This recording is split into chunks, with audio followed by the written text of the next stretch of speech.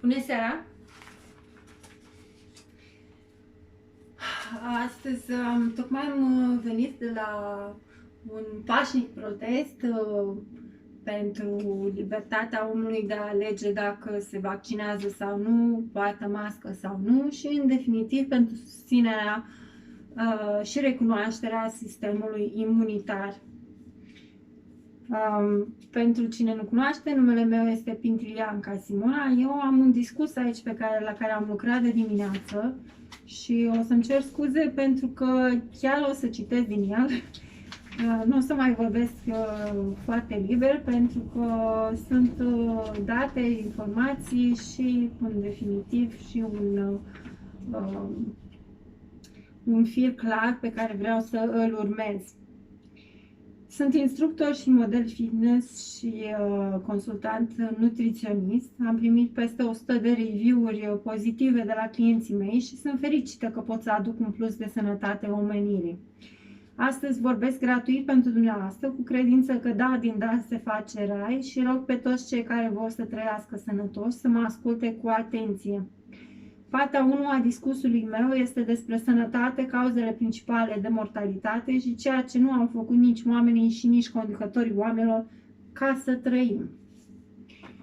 Partea a 2 a discursului este interpretarea în contextul COVID a măsurilor neconstituționale la nivel de țară, Europa și internațional.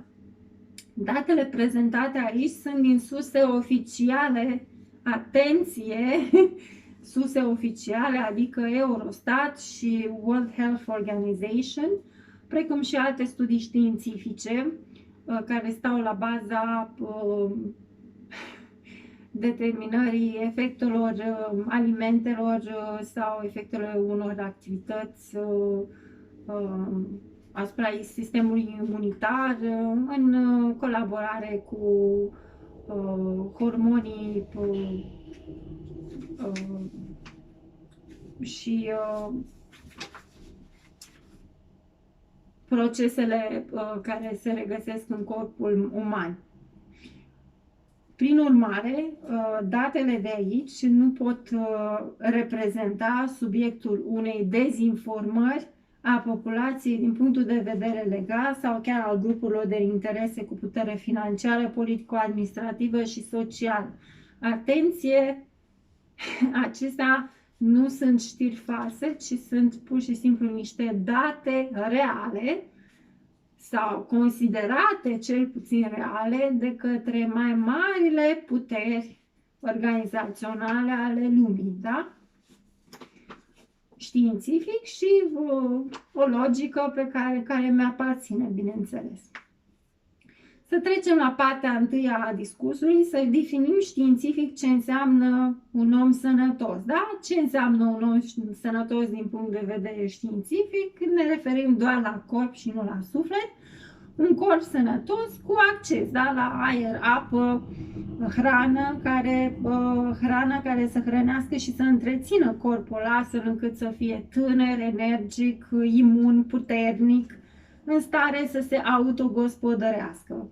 Funcție de locul de pe glob, da, și condițiile climatice, înseamnă și acces la adăpost, la un loc să se ușureze, ca tot animalul sau omul, la căldură și la vestimentație. Ce ne oferă prezentul? Prezentul ne oferă o planetă poluată, chimic, fonic și prin radiații și câmpuri electromagnetice artificiale în aer, apă, sol, alimente. Da?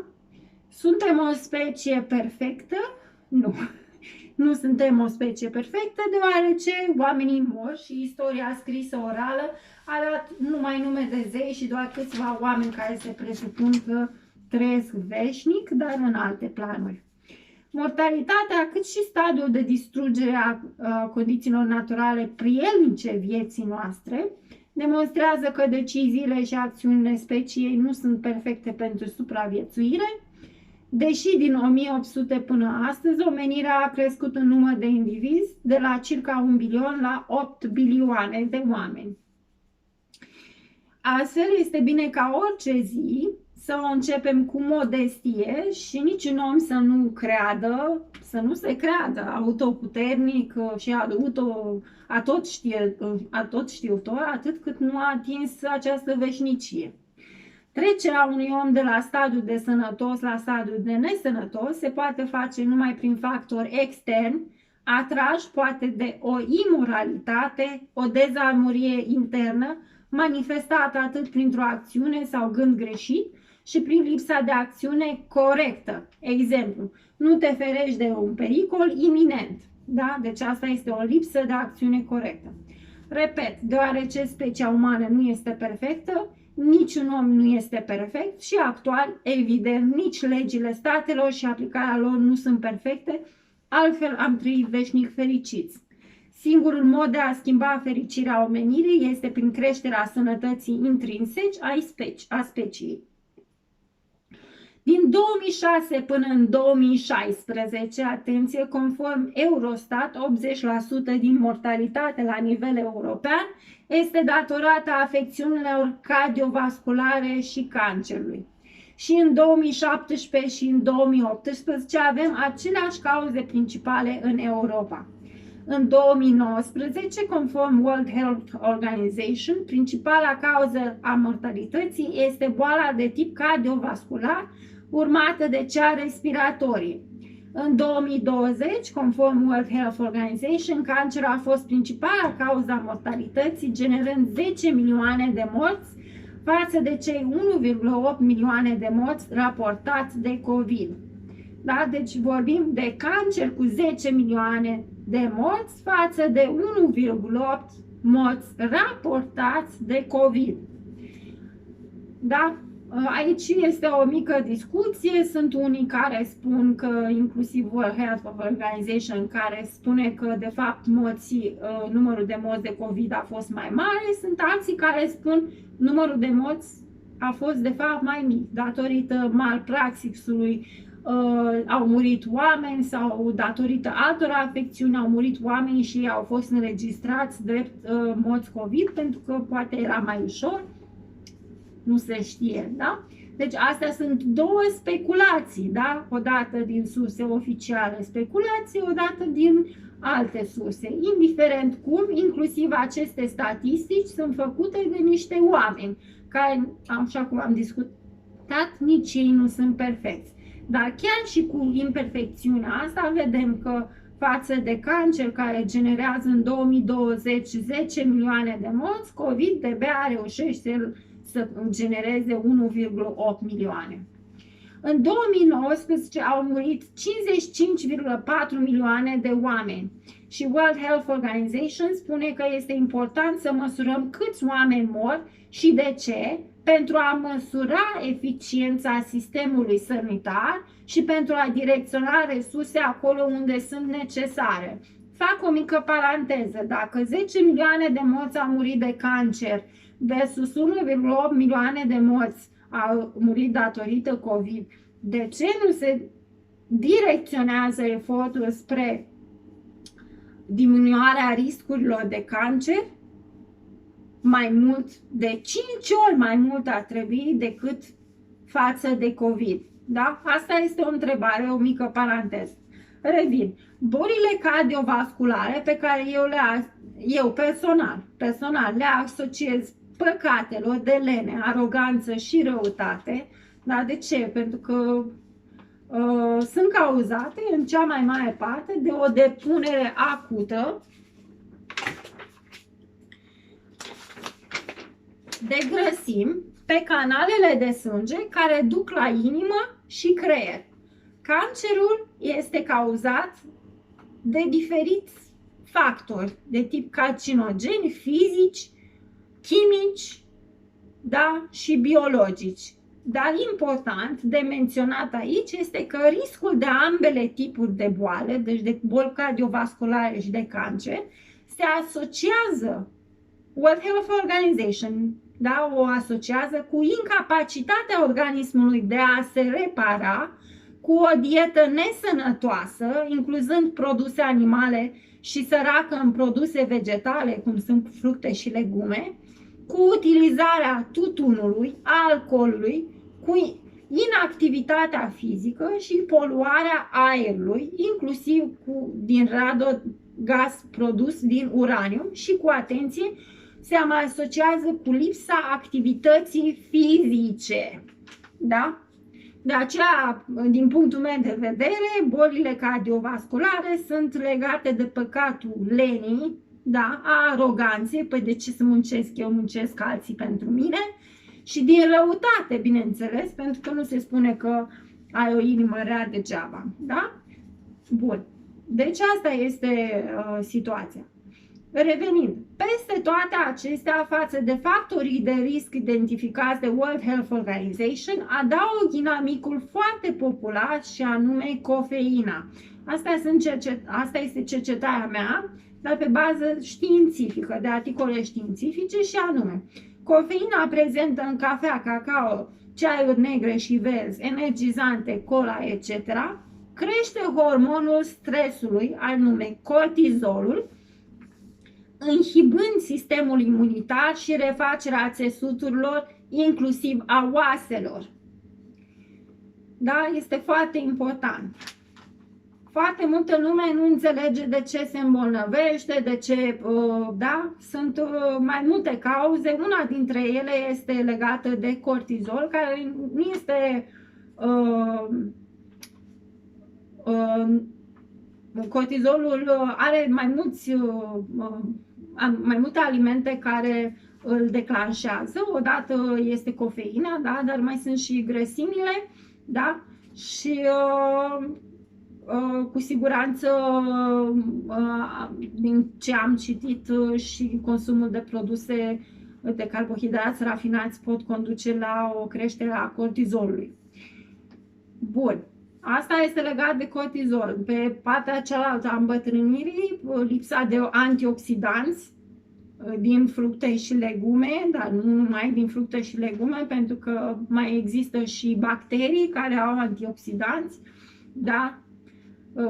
Frunzele ar putea fi legate, da, să fie și ele cu un conținut de antioxidanți și ar putea fi considerate legume, cum considerați dumneavoastră. Cert este că se spune că bolile cardiovasculare și cancerul nu sunt comunicabile, transmisibile, și deși chimic nu sunt, social sunt. Da?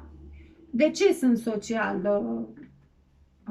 transmisibile? Păi, dacă majoritatea populației sau populația cu acces la media și finanțe consumă produse de risc, așa cum am identificat, tutun, alcool, carne, grăsimi de origine animală, grăsimi trans sau altele care nu sunt sănătoase,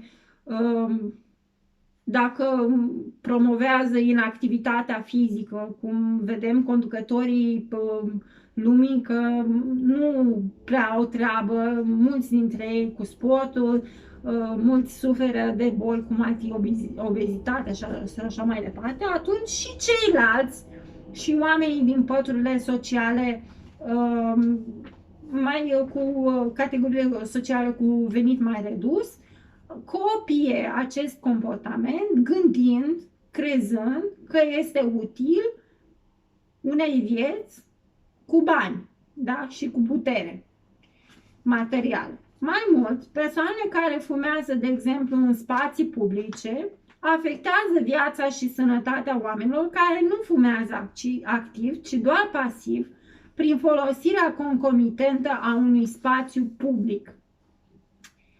Fumatul pasiv este cancerigen, iar fumatul public este permis în România, deși am solicitat Ministerului Sănătății să interzică această practică.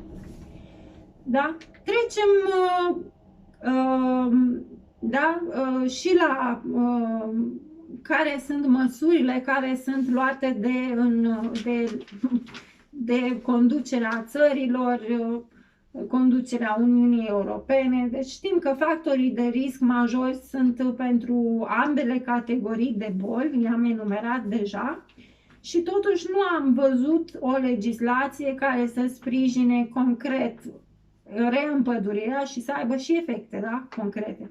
reîmpădurirea, trecerea la resurse regenerabile de energie în loc de nucleare, trecerea în agricultură și lanțul de aprovizionare de la proteina animală la proteina vegetală, restricții în lanțurile de aprovizionare la tutun, țigări, alcool, grăsimi saturate și nesănătoase, alimente rafinate, compuși chimici cu probleme. Vă dau un exemplu, benzoatul de sodiu și vitamina C din băuturi combinați, da, sunt împreună cancerigene. Bun. Deci nu am văzut nicio astfel de măsură care să aibă un efect concret în societate împotriva factorilor de risc pentru cele două categorii de boli care reprezintă topul, da, cauzelor mortalității mondiale din 2006 până în 2020. Deci s-a știut de aceste boli din 2006. World Health Organization știe care sunt factorii de risc și pe parcursul anilor a publicat articole care informează atât populația cât și membrii populației cu funcții de conducere asupra acestor factori de risc, alimentar, de poluare și așa mai departe. Și totuși nu s-a luat o acțiune legislativă nici la nivel de țări și nici la nivel de Uniunea Europeană sau la nivel mondial împotriva acestor factori de risc. Da?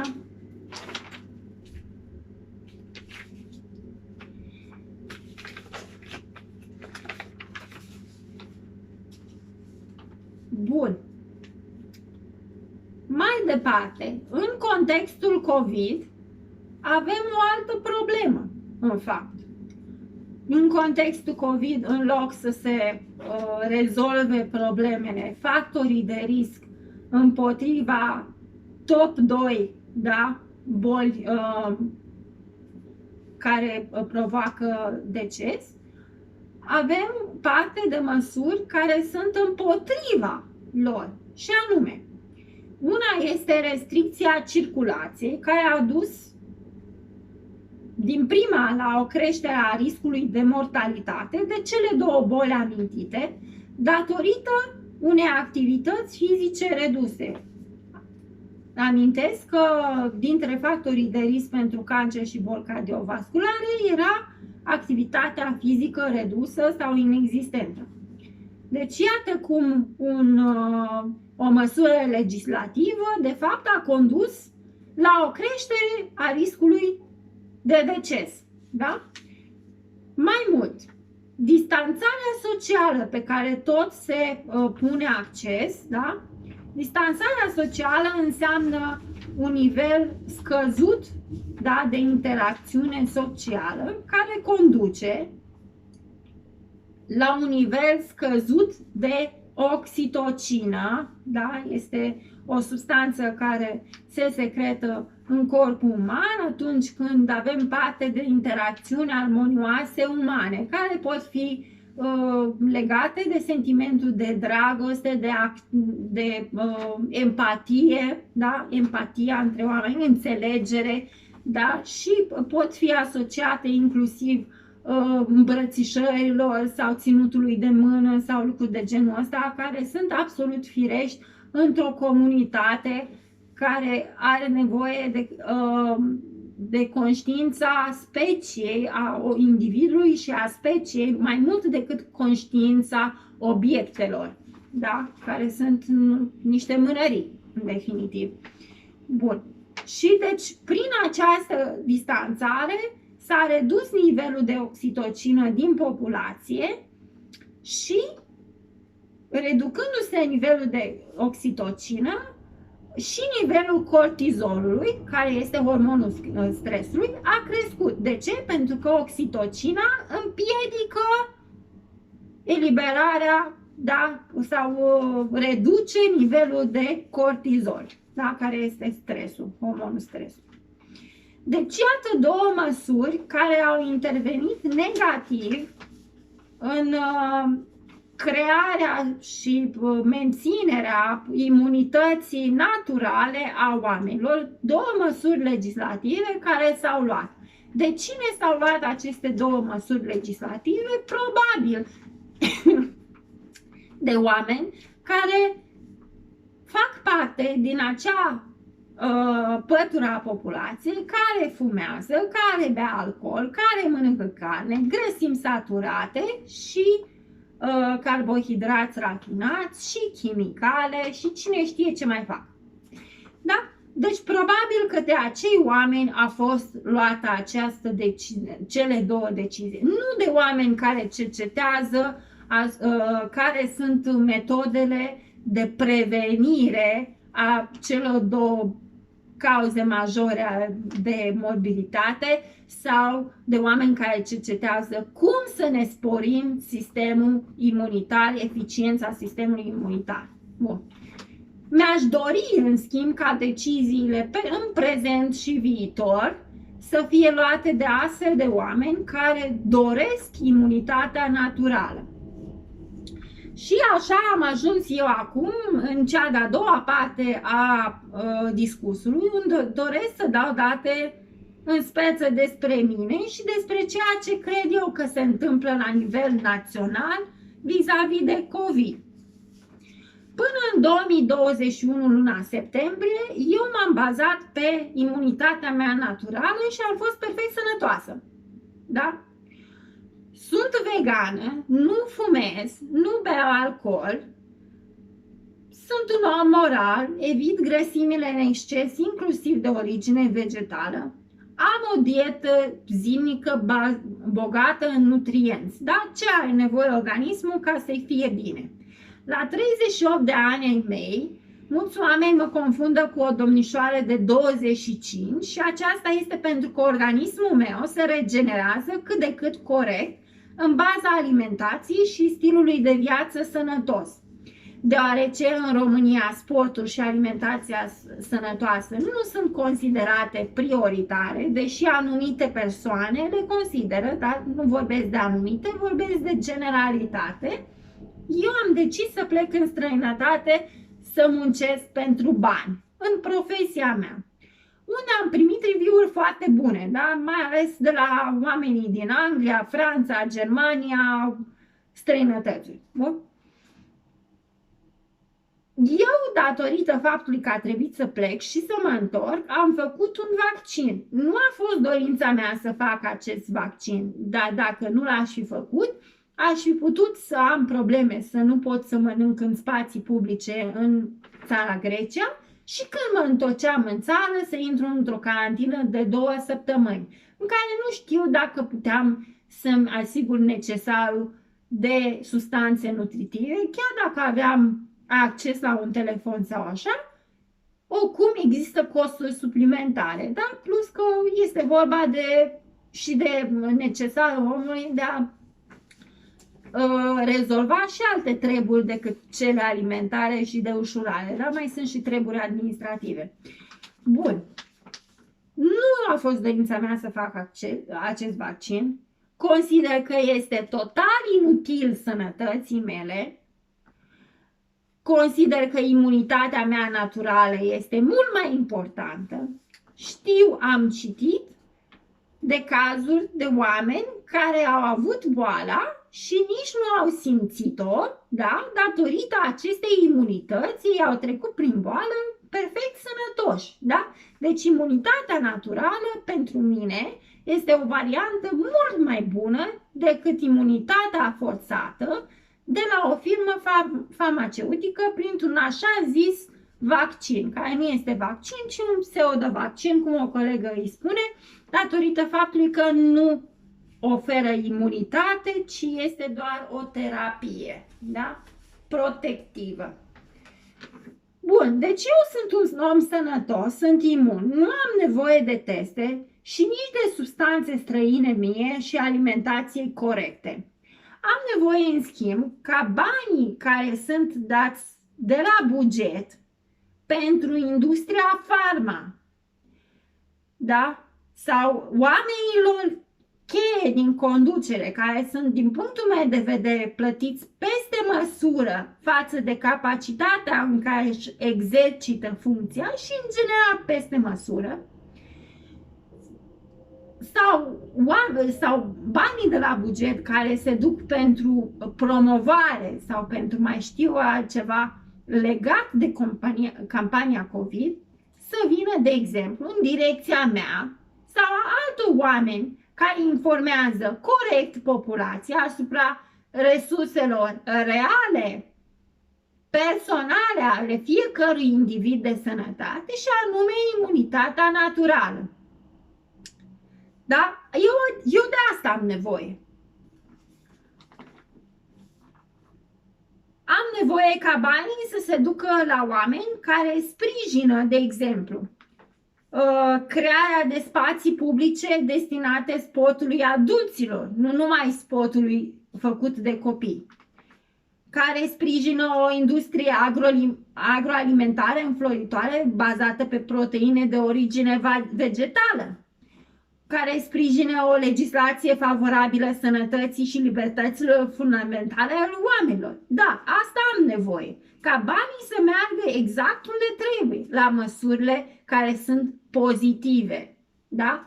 La măsurile care vin în sprijinul omenirii, nu la măsurile care costă bani. Vaccinul nu este gratuit, este plătit de la buget, din banii care vin de la buget de la oameni, da? Deci nu este gratuit. Dacă era gratuit, firmele farma le făceau cadou, da? Dar nu le-au făcut cadou.